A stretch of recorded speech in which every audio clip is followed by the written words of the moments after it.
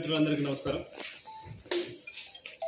ఇవాల్టి మీడియా సమావేశంలో నాతో పాటు ఉన్నటువంటి పెద్దలు మాధవరెడ్డి గారు, కొట్టిగారి శివరాజు గారు,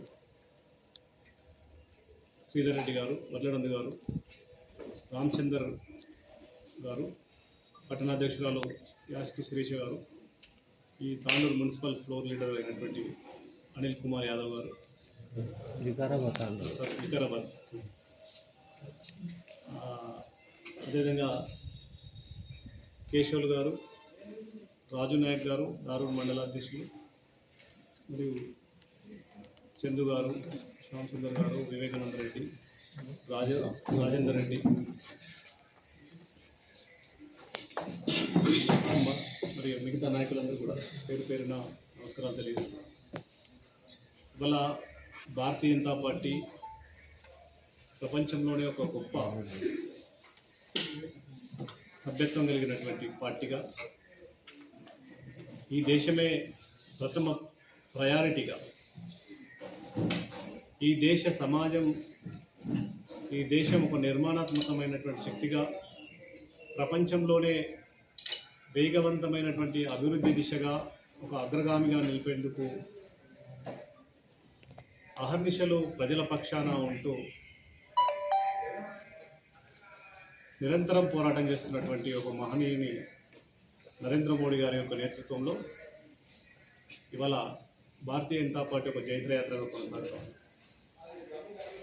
అలాంటి ఒక గొప్ప పార్టీలో నాకు వీళ్ళందరి సహకారం చేత రాష్ట్ర అధ్యక్షులు ఎం రామచంద్రరావు గారు నన్ను ఈ యొక్క అనంతగిరి వికారాబాద్ జిల్లాకి అధ్యక్షులుగా నియమించినందుకు మీడియా ద్వారా రాష్ట్ర నాయకత్వానికి, అదేవిధంగా ఈ జిల్లా నాయకులకు, కార్యకర్తలందరూ కూడా పేరు పేరున మొదట ధన్యవాదాలు తెలియజేస్తా ఉన్నాను. ఏదైతే మొట్టమొదటిసారిగా నేను జిల్లా అధ్యక్షునిగా నియమించబడిన తర్వాత మొదటిసారి మీడియా ద్వారా మేము ముందుకు రావడం జరిగింది. ఈ జిల్లాలో దశాబ్దాల కాలంగా బీఆర్ఎస్ పార్టీ కావచ్చు, కాంగ్రెస్ పార్టీ కావచ్చు, కేవలం ఓటు బ్యాంకు రాజకీయాలకు పాల్పడుతూ ఈ జిల్లా యొక్క మూలాలని, ఈ జిల్లా యొక్క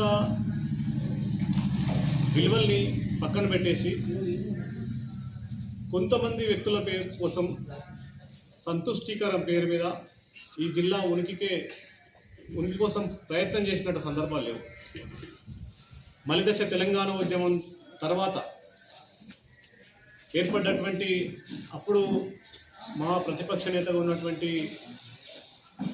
సుష్మా స్వరాజ్ గారు ఇనిషియేషన్ ద్వారా అప్పుడున్నటువంటి యూపీఏ ప్రభుత్వాన్ని మెడలు వంచి తెలంగాణ ప్రత్యేక రాష్ట్రానికి సహకరించింది కూడా ఆ రోజు భారతీయ జనతా పార్టీ. కానీ వచ్చిన తెలంగాణ తర్వాత ఈ జిల్లాకు నామకరణం చేయాల్సింది అనంతగిరి అని పేరు పెట్టాల్సింది. ఈ దేశంలోనే ఒక గొప్ప చారిత్రక ఆధ్యాత్మిక క్షేత్రమైనటువంటి అనంత పద్మనాభ గిరులు, అనంతగిరులు ఏవైతున్నాయో దాని పేరు మీద ఈ జిల్లాకి నామకరణం చేయాల్సి ఉండే.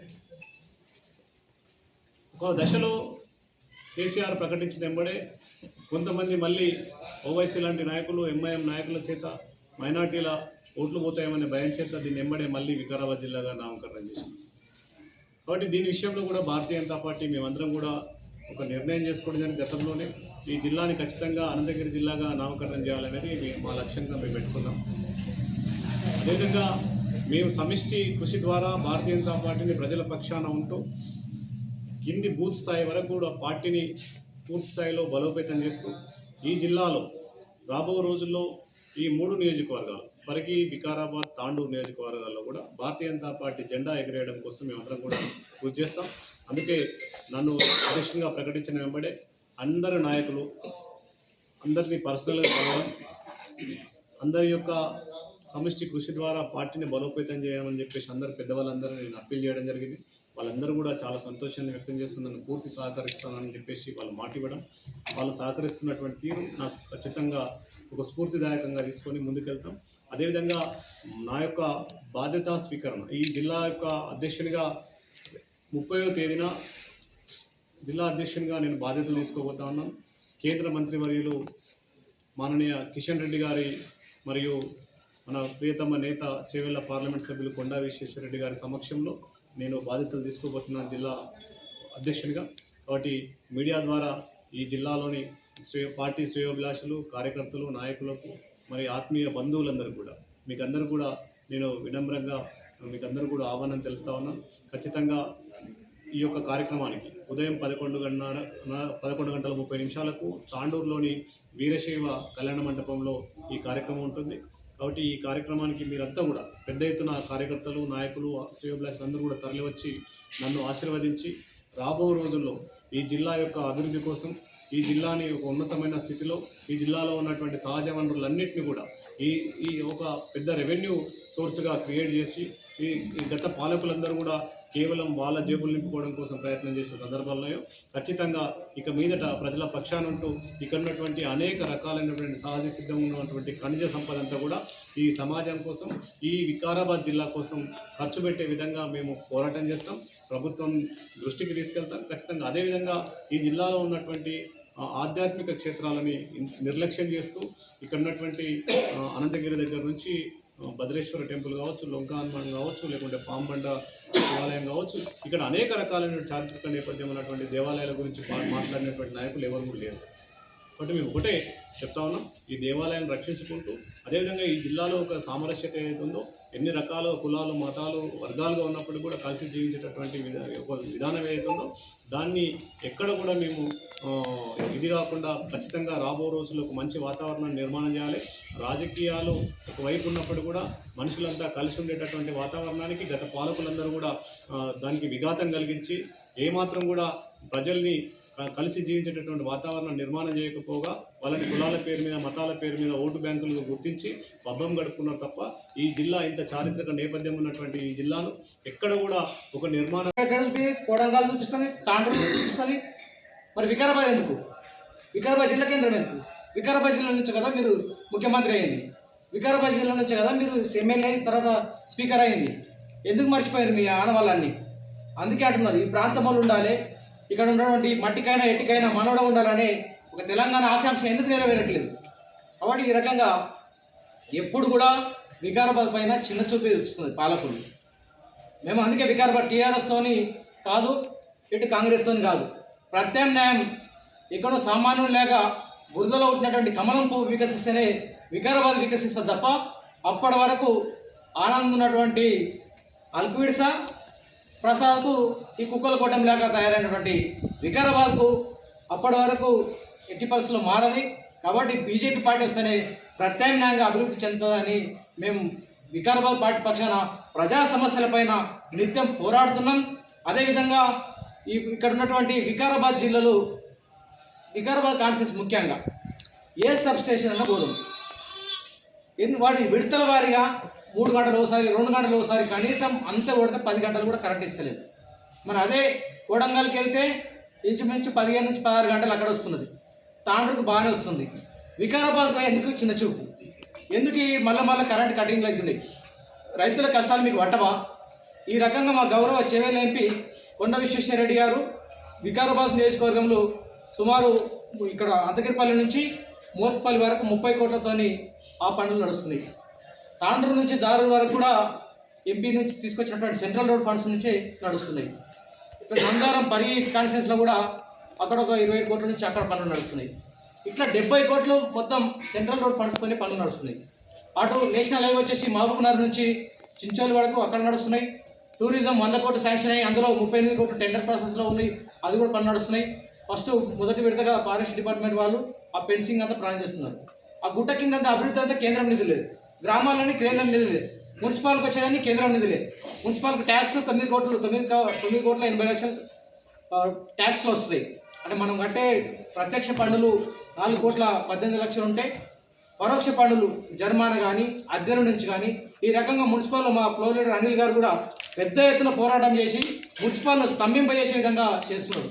అక్కడ సమస్యలన్నీ ప్రజలకు తెలవాలంటే మీడియా సమావేశం పెట్టట్లేదు. ఎందుకు ఇంత దుర్మార్గంగా వికారాబాద్ తయారైంది? ప్రజాపాలన తెచ్చి ప్రజలకు ఏం జరుగుతుందో కూడా తెలియనప్పుడు ప్రజాపాలన పేరు ఎందుకు పెట్టుకున్న ట్యాగ్లైన్? గత సర్కారు ఉద్యమం ట్యాగ్ లైన్ పెట్టుకున్నారు, నీళ్లు నిధులు నియామకాలు, నీళ్లు లేకపోయా నిధులు లేకపోయా నియామకాలు ఎక్కువ ఇస్తుంది, నిధులన్నీ ఆంధ్రాలోకి మెగా కాంట్రాక్ట్ అని వాళ్ళకి దోచిపెట్టేవాళ్ళు. ఇప్పుడున్నటువంటి రేవంత్ రెడ్డి పొంగిలేటికి దోచిపెడుతున్నాడు. వాళ్ళ అనుయాయులకు అందరికీ గవర్నమెంట్ భూములంతా ఇండస్ట్రియల్ ఏరియాలు చేసి వాళ్ళ కొడుకులకు మనమాన్లకు వాళ్ళ ఆంధ్ర అల్లుళ్లకు మేపుతున్నారు. ఇట్లా తెలంగాణ అంతా కకావికలం అయిపోయింది.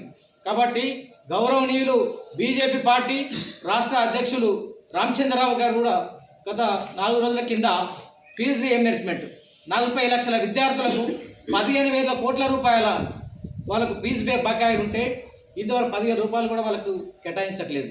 ఇక్కడ చదువుకునే వాళ్ళంతా వికారాబాద్ జిల్లా ముఖ్యంగా అందరూ డిగ్రీ కళాశాలలు, ఇక్కడ ఉన్నటువంటి వైద్య కళాశాలలు చదువుకుంటుంది, ఇంజనీరింగ్ కాలేజీలు చదువుకునే వాళ్ళందరూ కూడా వాళ్ళకు ఫీజులు కట్టక, పై చదువులకు వెళ్ళలేక, వాళ్ళ సర్టిఫికెట్ రాక, ఉద్యోగాలు వస్తే వాళ్ళ నియామకాలు కాక చాలా ఇబ్బందులు పడుతున్నారు. కాబట్టి ఈ రకంగా బీజేపీ పార్టీ ఎప్పుడు కూడా మేము రైతుల పక్షాన ఉన్నాం, విద్యార్థుల పక్షాన ఉన్నాం, ఉద్యోగుల పక్షాన కూడా ఆ ఇంద్రపార్క్ దగ్గర ఎన్నోసార్లు ఉద్యోగులకు మా ఎమ్మెల్సీలందరూ కూడా ఉద్యోగుల పక్షాన పోరాడుతున్నారు.